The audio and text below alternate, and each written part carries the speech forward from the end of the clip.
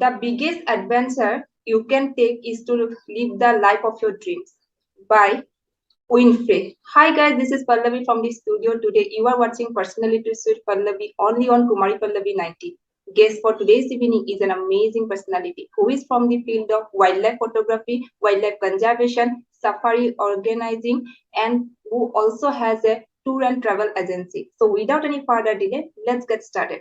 Hello and welcome Mr. Nikhil to this session of interview. Thank you so much for joining me today. It's my pleasure to have you with us. Welcome. Nikhil ji, पहले तो आप अपने बारे में थोड़ा कुछ दर्शकों को बताइए। Okay. तो मैं सबको बताना चाहता हूँ कि मेरा पूरा नाम है निखिल पाल और मैं 2.5 ईयर से full time wild life photography कर रहा हूँ। और मेरी खुद की ट्रैवल कंपनी भी है, चलो सफारी, जिसमें मैं हूँ और एक मेरा पार्टनर है चिन्मय जयपुर का। और उसके बाद में और हम लोग टूर मेंटोर भी है, हम दोनों ही अपनी कंपनी में एज अ टूर मेंटोर जाते हैं, जो अपने टूर्स लेके जाते हैं। और फिर हमारा यहाँ पे दुधवा के पास में मेरा स्टे भी है, मतलब मैं रहने वाला ही दुधवा के पास हूँ। मतलब मेरा जो फार्म है वो दुधवा से जस्ट 100 मीटर दूरी पे है। जंगल हमारे घर से 100 मीटर से स्टार्ट हो जाता है। तो ये है मेरा काम। और ये दुधवा नेशनल पार्क के बारे में थोड़ा कुछ बताइए। ओके। तो दुधवा नेशनल पार्क आप कह लो कि नेपाल और इंडिया के बीच में आता है। ये कॉमन बॉर्डर शेयर करता है नेपाल का और इंडिया का। और दुधवा वाली ये वाली पूरी रेंज यहाँ से जाती है, हमारा पीलीभीत टाइगर रिजर्व से होती हुई कॉर्बेट तक मिलती है। सो दुधवा बहुत बड़ा एरिया है, लगभग 850 स्क्वायर किलोमीटर दुधवा के अंडर आता है। उसके बाहर भी फॉरेस्ट है, बट वो फॉरेस्ट दूसरे नेशनल पार्क सेंचुरीज में काउंट हो जाता है। तो दुधवा की खास बात यह है कि दुधवा पूरा तराई में आता है। तराई मतलब जिसको हिंदी में हम कहते हैं दलदल, जिसमें बारिश होती है तो पानी बहुत ज्यादा भर जाता है। तो तराई होने की वजह से यहाँ पे मानसून के टाइम में जंगल पूरा बंद रहता है 5 महीना। अब नवंबर से स्टार्टिंग से खुलेगा, सफारी वगैरह नवंबर से स्टार्ट होगी। और दूसरा, यहाँ का जो हैबिटेट है बहुत डेंस है। और as compare to other national park, यहाँ के बिल्कुल अलग हैबिटेट है। यहाँ पे पूरे स्ट्रेट साल ट्रीज है, मेन जो यहाँ पे ट्रीज है, यहाँ पे साल ट्रीज है। तो बहुत लंबे लंबे साल ट्रीज होते हैं और इतने पुराने पुराने हैं। और क्लाइंबर्स उनके बिल्कुल टॉप तक चढ़े हुए हैं। आप इमेजिन करो 100 फीट लंबा ट्री और उसके ऊपर तक क्लाइंबर चढ़े हुए हैं। तो बिल्कुल मैजेस्टिक है, अनटच्ड है, अनएक्सप्लोर्ड है। और दुधवा की खास चीज बता देता हूँ आपको, यहाँ पे 5 तरह के डियर्स मिलते हैं। और यहाँ पे आपको टाइगर भी मिलता है, लेपर्ड भी मिलता है, एलिफेंट्स भी मिलते हैं। और वन हॉर्न डायनासोर्स के लिए जाना जाता है दुधवा, जो कि यहाँ पे एक्सटिंक्ट हो गए थे, फिर यहाँ लाके बसाए गए। जी, वो आसाम से जी ही लेके गए थे वन ऑनलाइन से। हाँ, राइट राइट या राइट राइट, आसाम से लेके गए थे, काजीरंगा से लाए थे। जी तो अब यहाँ पे अच्छी खासी क्वांटिटी होगी है। जब लाए थे आई थिंक 8 के करीब थे, जब 1984 में लाए थे। तो अब तो यहाँ पे 40+ हो गए हैं। अभी भी वो एंक्लोजर एरिया में रखे गए हैं, मतलब कि बाकी जंगल से फेंस एरिया में। सो जब उनकी अच्छी तादाद बढ़ जाएगी तब उन्हें खोला जाएगा, ओपन में छोड़ेंगे ऐसे। तो आप तो जी सफारी ऑर्गेनाइज करते हैं दुधवा में। सो जी उनकी जी। उसके बारे में कुछ थोड़ा कुछ बताइए, कैसे करते हैं ठीक सफारी है। ऑर्गेनाइज। ओके, तो हमारा यहाँ पे बेसिकली हमारा स्टे भी है, जो हमारा फार्म हाउस है। यहाँ पे हमारे पास रूम्स हम एज अ रिजॉर्ट यूज करते हैं। और मैं अपनी बर्ड हाइट पे भी काम कर रहा हूँ, जो बर्ड हाइट बनाऊंगा फोटोग्राफर्स के लिए। फिर दुधवा में आपको हमारे थ्रू सफारी भी बहुत जल्दी सीजन से मिलेगी, रिजॉर्ट से सफारी ले जाने के लिए। और दुधवा ऐसी चीज है कि मतलब किसी आप लोकल बंदे के साथ घूमोगे ना, तो एंडलेस स्टोरीज है कि जो उस जगह की एंडलेस स्टोरीज है, हिस्ट्री है बहुत। और हर जगह की मतलब कोई ना कोई स्टोरी है, क्योंकि मैं, आप ये समझ लो, मैं 2 साल से बहुत ज्यादा एक्सप्लोर कर चुका हूँ मैं दुधवा। सो इसीलिए लोग मेरे साथ आना चाहते हैं, क्योंकि मेरे को हर चीज के बारे में एक्सपीरियंस है। और सफारी एक्सपीरियंस तो फिर अलग ही चीज होती है, क्योंकि जंगल में घुसने से पहले हमें नहीं पता होता कि हम क्या एक्सपीरियंस करने वाले हैं। कुछ लोग होते हैं टाइगर्स के पीछे, कुछ लोग होते हैं उतना ही खुश होते हैं जितना बर्ड्स देख के, जितना टाइगर देख के कोई खुश होता है। कुछ लोग हैबिटेट देख के खुश हो जाते हैं। तो एक्सपीरियंस तो टोटली गेस्ट के ऊपर होता है कि वो कितना एंजॉय करता है। जी, तो आपके लाइफ में वाइल्ड लाइफ फोटोग्राफी कब शुरू हुआ, सफारी से पहले या सफारी के बाद। वाइल्ड लाइफ फोटोग्राफी तो सफारी के बाद स्टार्ट हुआ। जैसे दुधवा हमारे यहाँ से इतना पास है, मैंने आपको बताया, तो मैं बचपन से ही जा रहा हूँ। कोई हमारा रिलेटिव आ जाता था, कोई पापा के फ्रेंड्स आ जाते थे, तो हमेशा दुधवा ही घुमाने लेके जाते थे, क्योंकि यहाँ पे सबसे पास वही चीज है। तो जा तो मैं बचपन से रहा हूँ, वाइल्ड लाइफ का भी शौक रहा है मेरे को, बट फोटोग्राफी मैंने स्टार्ट की है लगभग 2.25 साल हो गए मेरे को। और पहले तो जैसे होता था कि अपना महीने में एक सफारी कर ली, साल में 5 सफारी कर ली, बट जब से स्टार्ट किया है तो मेरी महीने की 40-40 सफारियाँ होने लग गई। तो वाइल्ड लाइफ फोटोग्राफी मैं कहूँगा कि मेरे को एक पर्पस मिल गया जंगल के अंदर ज्यादा टाइम स्पेंड करने का। तो स्टार्ट किए हुए मुझे लगभग 2.5 ईयर्स हो गए हैं अब। और दुधवा से मैंने स्टार्ट किया है, और मेन मैं दुधवा ही एक्सप्लोर करता हूँ। आपके लाइफ में एक टिपिकल वर्क डे कैसा होता है? मतलब दिन भर आप कितने व्यस्त रहते हैं इस फील्ड में, वाइल्ड लाइफ के? ओके, तो मैं अपना मेरा रूटीन बिल्कुल ऐसा रहता है, फ्लेक्सिबल रहता है, कि कुछ फिक्स नहीं रहता। फिक्स कब रहता है? जब मैं एज अ टूर मेंटोर जाता हूँ। लेट्स से हमारे टूर्स होते हैं नॉर्मल 6 सफारीज के होते हैं, कंटिन्यूअस 4 डेज के लिए 6 सफारीज होगी। तो सफारीज में तो मेरा ये रूटीन रहता है, सुबह 4 बजे उठना होता है, सारे गेस्ट को उठाना होता है, टाइम पे रेडी करना होता है जिप्सी के लिए कि आप लोग टाइम पे हो क्या, और नहीं होते तो फिर बार बार थोड़ा थोड़ा पुश करना पड़ता है सबको। फिर जिप्सी पे फिर सफारी स्टार्ट होती है, फिर पूरी सफारी हमारी जो 4 घंटे की होती है, 5 घंटे की, वो सारी ट्रैकिंग में निकल जाती है। बहुत मतलब कि बहुत ज्यादा वैसा रहता है कि मतलब कुछ ना भी दिखे, स्ट्रेस तो पड़ता ही है कि हर जगह ढूंढना, ट्रैक करना। फिर उसके बाद सफारी के बाद अब वापस आते हैं, अपना ब्रेकफास्ट होता है, फिर 1-1.5 घंटे का रेस्ट होता है, लंच का टाइम हो जाता है, लंच का टाइम करके फिर इवनिंग सफारी का टाइम हो गया।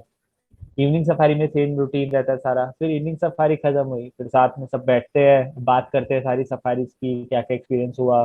विंटर्स है तो बॉन फायर होगी, अगर गर्मी है तो स्नैक्स स्नैक्स वगैरह सब सब हो गए। फिर बस फिर उसके बाद डिनर, लाइट्स ऑफ, अगले दिन से सेम रूटीन चालू। ये मेरा तब रहता है जब मैं किसी टूर पे होता हूँ, कोई गेस्ट को लेके जा रहा होता हूँ। और वैसे जब बिल्कुल एकदम टूर वगैरह से दूर होता हूँ, जब घर पे होता हूँ, तो मेरा कोई इतना खास काम नहीं होता, बस ये सारी जो इंक्वायरीज आती है उनका रिस्पॉन्ड करना होता है, और अपनी फोटोज एडिट करता हूँ, अपनी पोस्ट प्रोसेसिंग में ध्यान देता हूँ। और मैं पार्ट टाइम में थोड़ा बहुत पोस्ट प्रोसेसिंग भी सिखाता हूँ लोगों को। सो उनकी क्लास का टाइम के हिसाब से मैं एडजस्ट कर लेता हूँ। मतलब आप ये समझो कि जब मेरा एज अ टूर ऑपरेटर जा रहा हूँ, टूर मेंटोर जा रहा हूँ, तो मेरे को पूरा एकदम टाइम टू टाइम चलना पड़ता है। अभी जैसे वो, अभी मैं फ्लेक्सिबल हूँ, अभी मैं रात को 3 बजे भी अपनी प्रोसेसिंग कर सकता हूँ, मुझे कोई इशू नहीं है। जी। तो ये मेरा तो रूटीन रहता है। जी, इसी में मैं कहना चाहूंगी कि ऐसा भी पिक्चर आपने स्टोरीज में डाला था कि आप रात भर एडिटिंग करते थे, फिर सुबह उठ के फिर से सफारी का टाइम हो जाता था। जी तो जी जी जी। अच्छा, आप मेरे को तब से फॉलो कर रहे हो? जी, आप मेरे को तब से फॉलो कर रहे हो, काफी पुरानी बात हो गई। जी सब देखी है फिर जाके। देखिए, आप तो इस फील्ड में एकदम स्पेशलिस्ट बन गए हैं। तो इस फील्ड में जी। कैसा इनकम होता है, as well as wildlife conservation के साथ साथ? सो अगर आप थोड़ा बहुत सजेशंस यंग एस्पायरेंट्स को दे सकोगे तो इट विल बी बेनिफिटेड। ठीक है, जो मतलब जैसे मैं 2-2.5 साल पहले की बात करूं, जब मैं स्टार्ट किया था तो मुझे कुछ आइडिया नहीं था कि क्या होता है, कितनी इनकम होती है, बस करना था। तो उनके लिए सबसे पहली चीज तो मैं ये बताऊंगा कि डायरेक्ट वाइल्ड लाइफ फोटोग्राफी में मत जंप करो। ठीक है, क्योंकि अच्छा खासा इन्वेस्टमेंट है मनी का और टाइम का इसमें। ठीक है, मनी का तो डेफिनेटली है, आप अपने गियर्स खरीदोगे उसमें पैसा लगेगा, आप घूमोगे उसमें पैसा लगेगा। और लोग इस चीज पे डिपेंड होकर चले जाते हैं कि हमारी फोटोज बिकेगी। फोटोज नहीं बिकती है, जो आप खींच रहे हो वो बाजार में बहुत पहले से है। तो कोई यूनिक चीज करो तो शायद कुछ हो, बट आप उसके भरोसे आप वाइल्ड लाइफ फोटोग्राफी नहीं कर सकते। तो हमेशा आपको वाइल्ड लाइफ फोटोग्राफी स्टार्ट करने से पहले पहला काम तो ये ढूंढना है अल्टरनेट सोर्स ऑफ इनकम, कि आपका सोर्स ऑफ इनकम कहीं और है और आप वाइल्ड लाइफ फोटोग्राफी साथ में पैशन की तरह कर रहे हो। धीरे धीरे वाइल्ड लाइफ फोटोग्राफी करते करते आपको एक्सपीरियंस हो जाएगा, फिर और फील्ड खुल जाएगी। जैसे जब अच्छे खासे आपके फॉलोअर्स हो जाते हैं तो ब्रांड्स आपको कैंपेन के लिए हायर करते हैं। जब उस स्टेज पे आप पहुंच जाओ, तब आप अपनी जो, जहाँ से आपका सोर्स ऑफ इनकम था वो छोड़ के आप फुल टाइम इसमें हो सकते हो। दूसरी चीज है कि मैक्सिमम लोग वाइल्ड लाइफ फोटोग्राफी में क्या करते हैं आजकल, कि टूर ऑर्गेनाइज करते हैं, जैसे जो हम करते हैं। तो घूमने के लिए लोग होते हैं तो फिर उनको साथ में लेके घूमते हैं। अब लेट्स से मैं अकेला जाऊं या मैं 3 लोग लेके जाऊं, तो मेरे को तो सफारी का पूरा पे करना है, जिप्सी तो मैं पूरी लूंगा। तो मेरे जैसे 3-4 लोगों को मैं इकट्ठा करता हूँ, उनके साथ शेयरिंग पे हो जाता है, तो उनको भी बजट फ्रेंडली हो जाता है और मेरा भी साथ में हो जाता है। तो एक तो ये एज अ टूर ऑपरेटर की तरह काम कर रहे हैं, और एक फील्ड है इसमें जिसमें बहुत लोग आ चुके हैं, वो है टीचिंग की फील्ड। तो लोग अपने कोर्सेज बना के बेच रहे हैं, लोग ऑन फील्ड एक्सपीरियंस दे रहे हैं लोगों को फोटोग्राफी का, फिर पोस्ट प्रोसेसिंग की क्लासेस होती है। तो मतलब कि शॉर्ट में ये है कि कोई भी डायरेक्टली वाइल्ड लाइफ फोटोग्राफी से पैसा नहीं कमा रहा है। जो भी इसको प्रोफेशन की तरह बना रहा है, वो साइड साइड में लेके चल रहा है एज अ पैशन। इससे रिलेटेड चीजें हैं, रिजॉर्ट्स चला रहे हैं, सफारी चला रहे हैं, टीचिंग कर रहे हैं, टूर चला रहे हैं, और वॉल आर्ट बेच रहे हैं, ये सब चीजें कर रहे हैं। तो सिर्फ वाइल्ड लाइफ फोटोग्राफी आप कहोगे तो इसमें ऐसा तो एज सच कोई भी इनकम नहीं है, इतना भी इनकम नहीं है कि आप फिर से अपना नया गियर खरीद सको, अगर आप सिर्फ वाइल्ड लाइफ फोटोग्राफी की बात करो। तो अगर हम दुधवा नेशनल पार्क विजिट करने जाए तो कौन सा ऐसा जी। बेस्ट सीजन होगा कि हम जाए, किस समय दुधवा पे? ऑल टाइम बेस्ट है। दुधवा में आपको बताता हूँ, इतना डेंस है कि आप जब गेट के अंदर घुसोगे ना, तो आपको कम से कम 4 to 5 डिग्री सेल्सियस का डिफरेंस अंदर घुसते ही पता चलेगा, ठंडा हो जाता है अंदर, क्योंकि वहाँ रोड्स ऐसी है, कई कई रोड्स पे तो धूप भी नहीं पहुंचती पूरा साल, इतना डेंस है। और टाइम का ऐसा कुछ नहीं है, टाइम का मैं कहूँगा कि अगर आपका पर्पस क्या है, जंगल तो हर टाइम सुंदर रहता है दुधवा। आपका पर्पस क्या आने का, आप टाइगर्स के लिए आ रहे हो, आप बर्ड्स के लिए आ रहे हो, तो आप जब माइग्रेटरी बर्ड्स आते हैं उस टाइम पे आओ। आप टाइगर के लिए आ रहे हो तो आप इस टाइम पे आओ, दिसंबर जनवरी फेब में। तो बिल्कुल उस पर आपकी नीड्स के ऊपर डिपेंड करता है कि बेस्ट सीजन क्या है दुधवा का। जी। That's really means interesting and informative. Thank you. आप जिस टूर्स एंड ट्रेवल एजेंसी के फील्ड में हैं, आप सफारी जी। चलाते हैं, फिर आप वाइल्ड लाइफ फोटोग्राफी भी करते हैं। तो सब कुछ तो जी। हमने अक्सर सुन लिया, लेकिन इसमें मतलब हार्डल्स कौन सा डिफिकल्टीज आप फेस करते हो इन फील्डों में? इन फील्ड में डिफिकल्टीज एज सच तो इतनी कोई वो नहीं है, बट कुछ माइनर सी चीजें बताता हूँ। एक्चुअली वही हमारा काम है, कि हमारा काम क्या है, हम टूर लेके जा रहे हैं, ठीक है, हमें लेट्स से हम टूर मेंटोर है, तीन तीन सीट्स है, हमें तीन सीट्स फिल करनी है। हमें तीनों को इंडिविजुअली समझाना है कि आप आओगे, अगर तीन में से एक का भी प्लान बिगड़ा, दो लोग जा रहे हैं तो भाई एक सीट पे पूरा लॉस होगा। हम्म। ओके, तो इसमें सबसे बड़ी डिफिकल्टी ये है कि आपके जो, मतलब आपको ये ऑर्गेनाइज कराने का ही इसमें पैसा है, कि आप इनको अच्छे से ऑर्गेनाइज कराओ। इसमें मैनेजिंग स्किल्स काम आती है, बहुत एडवांस में टूर प्लान करो, ये सब चीजें काम आती है। फिर और एज तो कोई ऐसी डिफिकल्टीज नहीं है, डिफिकल्टीज इन द सेंस नहीं, मेरे को और तो कोई ऐसी डिफिकल्टी नहीं लगती। वाइल्ड लाइफ फोटोग्राफी जब शौक रहता है तो उसके बहाने मतलब कोई भी जरिया मिल जाए जंगल में जाने का, वो अच्छा है। जी, जी। अगर हम फोटोग्राफी की बात करें तो फोटोग्राफी में आपका गोल्स क्या है? आप क्या दिखाना चाहते हो अ, अपने पिक्स में? जी जी जी। तो मेरी पिक्स जो रहती है उसमें मेरा पहला पर्पस रहता है दिखाने का, कि मैं हैबिटेट दिखाऊं, किस हैबिटेट में रह रहा है जो वाइल्ड एनिमल है, किस हैबिटेट में रह रहा है। अगर आप क्लोजअप की बात करो, तो क्लोजअप मैं बहुत ले चुका हूँ, कि आप टाइगर का क्लोजअप आप चाहे यहाँ दुधवा में लो चाहे रणथंभौर में लो, सेम ही आएगा, अगर आप हैबिटेट हटा दो। तो अब मेरा आगे का गोल ये है कि मैं अपने हैबिटेट के ऊपर ज्यादा फोकस करूँ वाइल्ड लाइफ के साथ, कि उस जगह को ज्यादा रिप्रेजेंट करूँ जहाँ पे मैं जाके फोटो खींच रहा हूँ। ठीक है, और दूसरा गोल ये होता है कि कुछ कुछ होते हैं मूवमेंट जो once in a lifetime होते हैं। मेरे पास कई सारी फोटोज है, मैंने निकाली नहीं है, कि टाइगर डियर को चार्ज कर रहा है, ऐसी ये सब चीजें फोटोज मैंने रखी हुई है, टाइगर मंकी को चार्ज करा, उसको मार दिया। तो once in a lifetime movement होते हैं। तो मैं अपने आप को मतलब एक टाइम पे इस पॉइंट पे लेके जाना चाहता हूँ, कि मैं अपने सोशल मीडिया पे खाली वो फोटोज पोस्ट करूँ जो once in a lifetime वाली मूवमेंट है।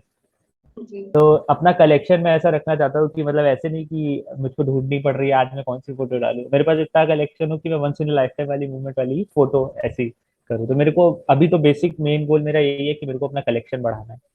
Okay. And it's really appreciative of your idea, which is really unique.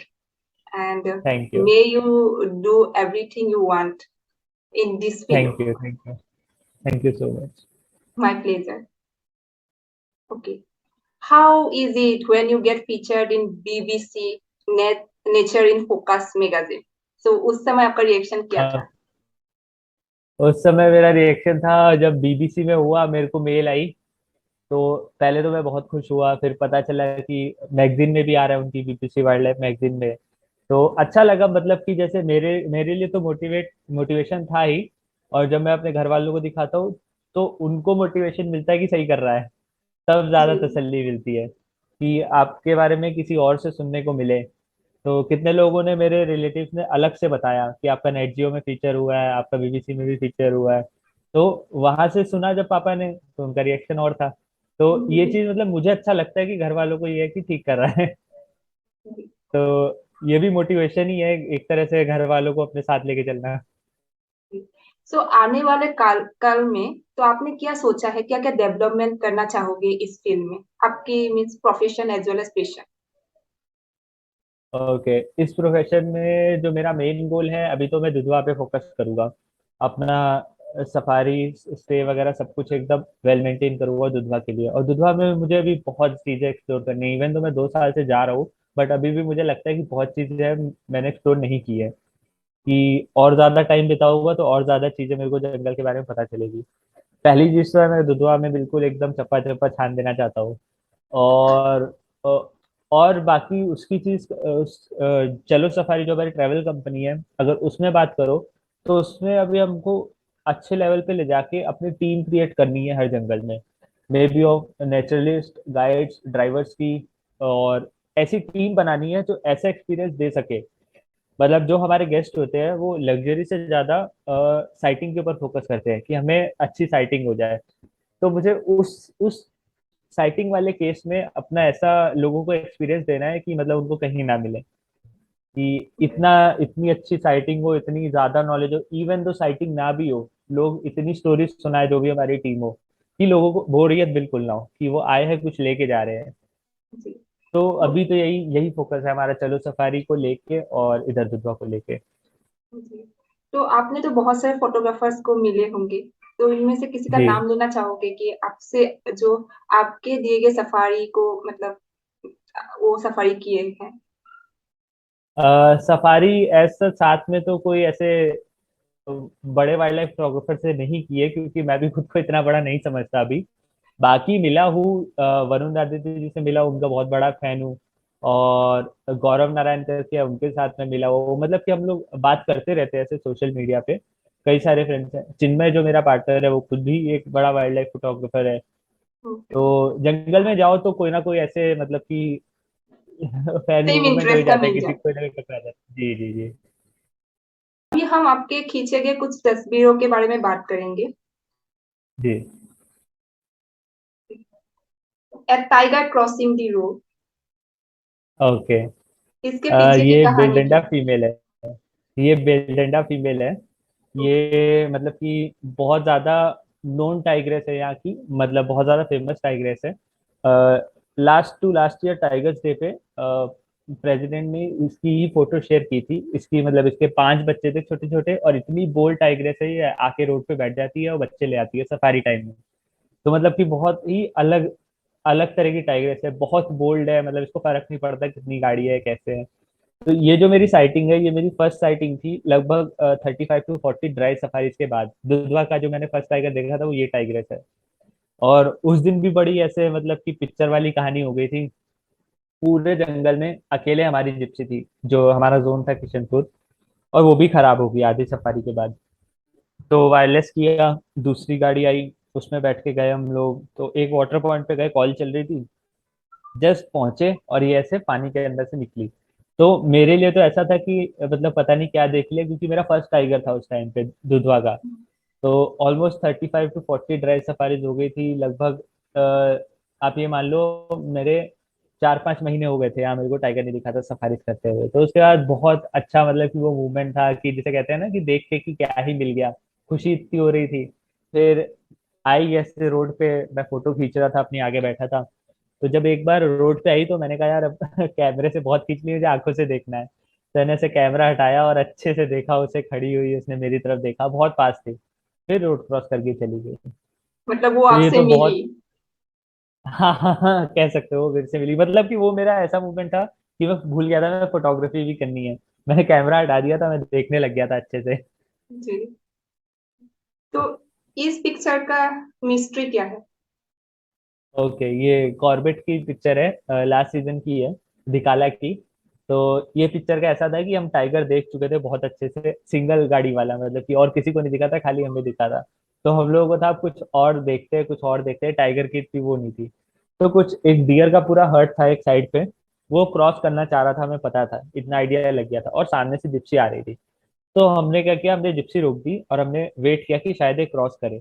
और वो जिप्सी काफी स्पीड से आ रही थी सामने से। तो इनका वाइल्ड एनिमल्स का क्या होता है, इनका सर्कल ऑफ फियर होता है कि आप उनके एक सर्कल के अंदर जाओगे तो उन्हें डर और ज्यादा लगेगा। हर बर्ड का होता है, बर्ड का सर्कल ऑफ फियर छोटा होता है, तो ऐसे ही स्पॉटेड डियर्स का होता है। स्पॉटेड डियर्स ने उधर जाना था, और दोनों जिप्सीज के बीच में गैप कम था, तो मुझे पता था कि ये बहुत तेज भागते हुए जाएंगे, बट ये नहीं एक्सपेक्ट किया था इतनी तेज ऐसे।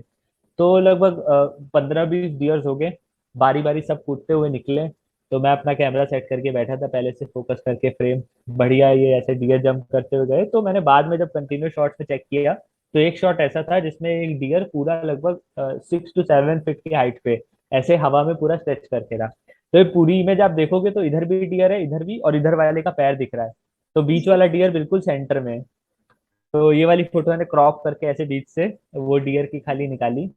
तो इस तरह से ये मतलब बनी थी। ये भी once in a lifetime movement ही कहूंगा कि हमने पहले से इमेजिन कर लिया था कि ये फ्रेम बनेगा, तो ऐसा जी फ्रेम बना। जी, आप वही मैं उसमें बोलने फोटो को वाली आप थी। ध्यान से देखोगे, हाँ, आप इस फोटो को ध्यान से देखोगे तो आप जूम करके डियर के नीचे देखिएगा, आपको धूल उड़ती हुई दिखाई देगी।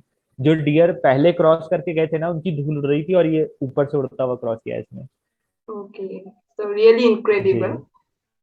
जी, थैंक यू। इस पिक्चर का क्या है स्टोरी? ओके, ये हमारे चलो सफारी टूर की ही है, ये रणथंभौर की है। ये कब है, T114, अगर आप लोग टाइगर्स के नंबर से याद रखते हो, रणथंभौर में T114 है, विजया करके नाम है उसका, टाइगर्स का। तो हम लोग ऐसे पहुंचे, तो फुल डे वाली सफारी थी। हम लोग आफ्टरनून सफारी, तो फुल डे वाली सफारी पहले से अंदर होती है, तो उन्हें पता रहता है कहाँ का टाइगर थे। तो उन्होंने हमें बताया कि ऐसे ऐसे एक टाइगर हमने यहाँ देखा, एक टाइगर यहाँ देखा। मैंने कहा ठीक है। तो हम लोग गए, लगभग आधा घंटा हम लोग गए, हमें उस जगह तक पहुंचने में टाइम लगा जहाँ टाइगर सो रहा था, जहाँ फुल डे वाली में गाड़ी में देखा था। गए, हमने टाइगर देखा तो सो रहा है, हमने फोटो वोटो खींची, हमने सोचा वेट करेंगे उठने का। तो हमारे गाइड का इंस्टिंक्ट था कि सर इस जोन के लास्ट में चलते हैं, एक टाइग्रेस है, ये बच्चों वाली, वो दिख जाती है। तो हमने कहा यार टाइगर सामने बैठे है, तो ये छोड़ के क्यों जा रहा है, और हमारी भी बात नहीं थी, गेस्ट भी थे, हमें उनको भी देखना था, कि हम तो रोज देखते रहते हैं, उनके लिए तो बहुत बड़ी चीज है, पहली बार देख रहे हैं। तो हमने कहा यार इसको देखते हैं। उसके लिए वो कह रहा सर बात मानो, गर्मी बहुत है, वाटर पॉइंट पे मिल सकते हैं, एक टेस्ट करके आते हैं, नहीं हुआ तो ये तो यहीं सोता रहेगा, ये तो वापसी में मिल ही जाएगा।